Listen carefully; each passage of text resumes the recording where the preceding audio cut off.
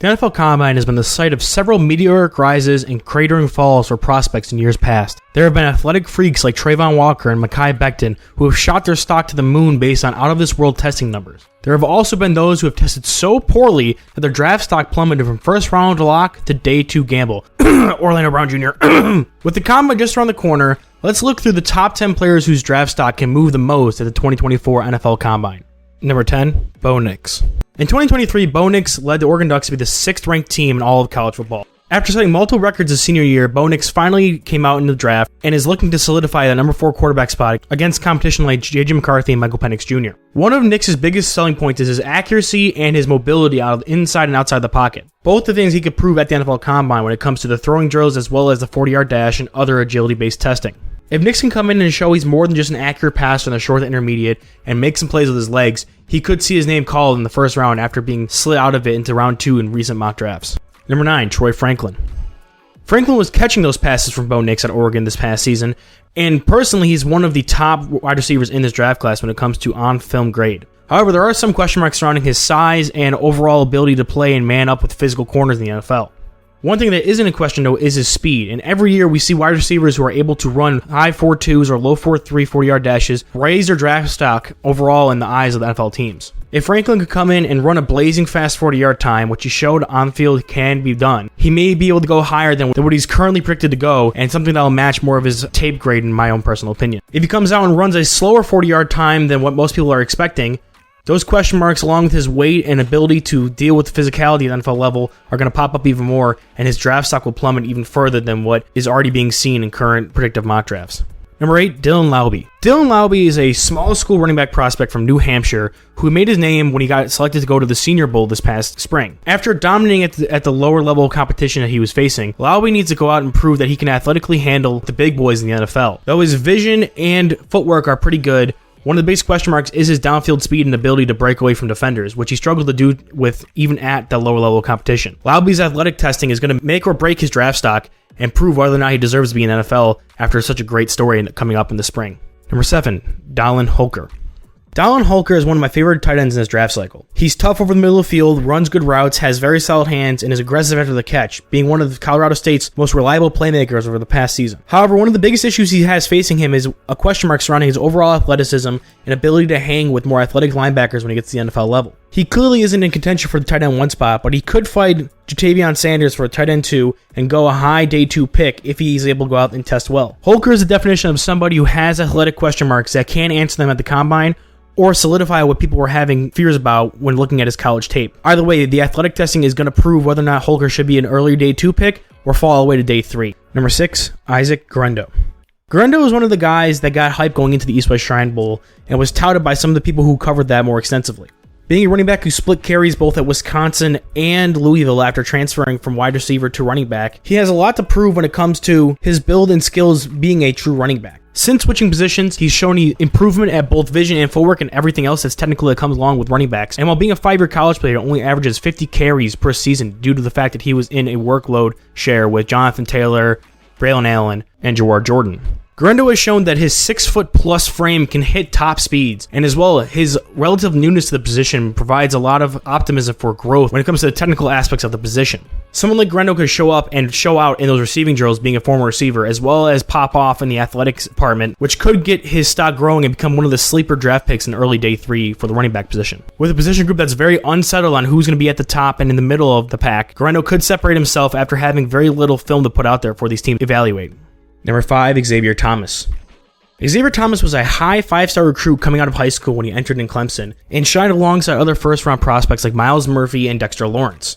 Thomas did go back to school after suffering a few injuries and wanting to better himself post-COVID when it comes to his draft stock and overall playing style. Now with his eligibility up, he is set to enter the NFL draft and looks to be one of those defensive prospects similar to a Trayvon Walker who could show out his athleticism that he's been touted for since high school. Thomas right now is seen as a day 3 kind of guy, maybe even late day 2, but with some high-level testing and optimism when it comes to his ability to grow in the position, he could see his stock raise all the way up to early day 2. Number 4, Cooper DeJean. Cooper DeJean is an actual white cornerback from the University of Iowa that is potentially going to go in the first round. Now, last year, Iowa also had a white corner in Riley Moss, but he was seen more as strictly a slot option or safety by the league. and has yet to see any playing time after being drafted by the Denver Broncos. Cooper DeJean was clearly the better corner between the two of them last season, and in this past season, he showed out even more so when it came to ball production and playing in both man and zone schemes. DeJean is still fighting off those stigmas of being a white player at cornerback, and talks about moving to safety and slot corner has already begun because of that. However, DeJean is a legitimate track athlete and has the opportunity to go out to the combine and show his athleticism and traits to be able to play on the outside as a corner. The top of the corner class in 2024 is highly rated and competitive, and has other athletic freaks like Terrion Arnold from Alabama competing to be the first corner taken off the board here. DeJean not only has to work against stereotypes of his skin color at the position, but also fighting off top-end potential from players like Arnold and Kool-Aid McKinstry from Alabama. The combine and his aptitude for athleticism will go a long way in helping him improve his draft stock and fight for the number one corner spot. Number 3, Tez Walker. Tez Walker had a rough Senior Bowl and saw his draft stock plummet from being a potential first-round pick to now being talked about in the late day 2 conversation. While being Drake May's number one go-to receiver at North Carolina, he showed off deep speed and size to be able to attack the ball at the catch point, which he should be able to show off at the combine. There are question marks about his hands that showed up during the Senior Bowl, and being able to have a clean combine catching performance should help boost his draft stock, as well as seeing what he can do when it comes to long speed, 40-yard dash, and agility stuff that does not come easily with bigger receivers. We've seen in the past receivers like DK Metcalf highly improve their draft stock and become one of the higher drafted wide receivers in their draft class because they performed at the combine with the height and size they're at. Tez Walker has the potential to have a clean combine to make up for the Senior Bowl and improve his draft stock overall if he shows out athletically at the combine. Number 2, Tyler Guyton.